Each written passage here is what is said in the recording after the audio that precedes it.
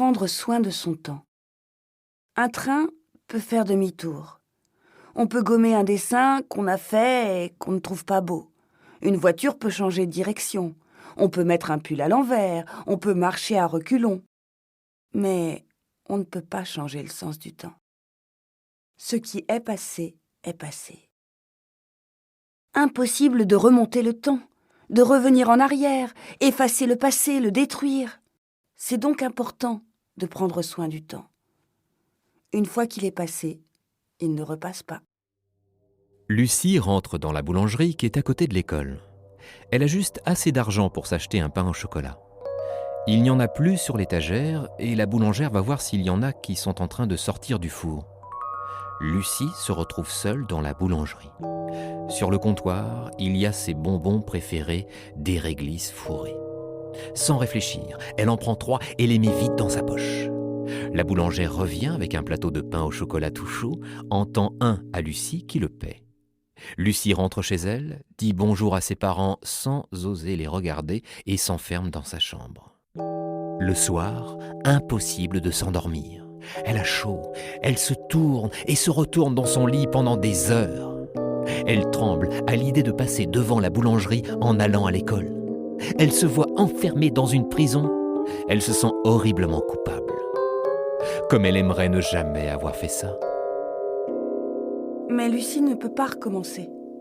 Elle ne peut pas revivre le moment où elle ouvre la porte de la boulangerie, demander un pain au chocolat, le payer et sortir sans avoir volé les réglisses fourrées. Elle ne peut pas remonter le temps et effacer ce qu'elle a fait. Alors, elle va continuer à se sentir coupable, à avoir des remords. Parce qu'on ne peut jamais revenir en arrière, on continue dans le temps avec des regrets, des remords. Comme si on devait traîner avec soi une valise très lourde qui empêche de bouger, d'aller où on veut. Prendre soin de son temps, ça évite de mettre des choses trop lourdes dans la valise. C'est important parce que cette valise, on ne peut pas la déposer sur le bord de la route et l'oublier. C'est notre passé qui nous accompagne toute notre vie.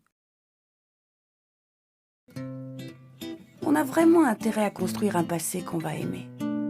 Lucie a trouvé une solution.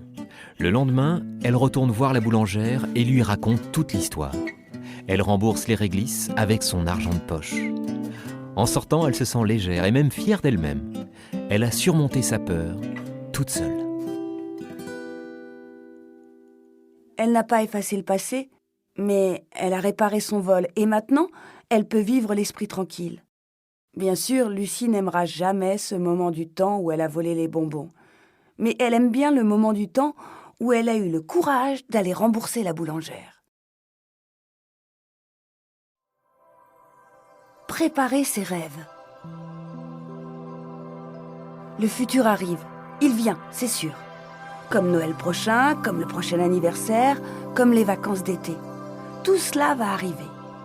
On imagine déjà les cadeaux, les amis qui vont venir, le sapin à décorer, la famille qui va se réunir. On imagine que l'on sera heureux, content de ce qui va arriver, et donc on a envie de ce futur. Mais quand même, pour qu'un anniversaire soit réussi, il faut l'organiser. Faire la liste des amis à inviter, écrire les invitations, les poster, acheter des boissons, des bonbons, faire des gâteaux, prévoir des jeux, de la musique, ranger la maison, la décorer. Évidemment, si on ne fait rien, si on ne fait que rêver à ce jour-là, quand l'anniversaire arrive, c'est nul. Personne.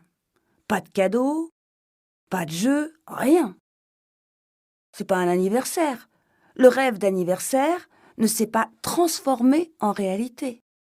Pour le transformer en réalité, il aurait fallu le préparer. Si Loïc reste allongé par terre, à rêver de son vol au-dessus de la ville sans jamais rien faire, quand son futur arrive, il est nul. Mais si après son rêve, Loïc se bouge, cherche des adresses de stage de deltaplane, téléphone pour savoir s'il reste des places, vérifie que les dates correspondent bien avec ses dates de vacances, se renseigne sur les prix, en parle à son père, alors son rêve du futur pourra devenir une réalité dans le présent. le rêve. Ça donne envie du futur. Mais ça ne suffit pas. Ne faire que rêver, ce serait comme mettre de l'essence dans une voiture et ne jamais appuyer sur l'accélérateur pour qu'elle avance. Prendre le temps de rêver, c'est mettre de l'essence dans son existence. Mais ça ne fait avancer qu'à condition d'utiliser le temps pour agir, pour transformer le rêve en réalité.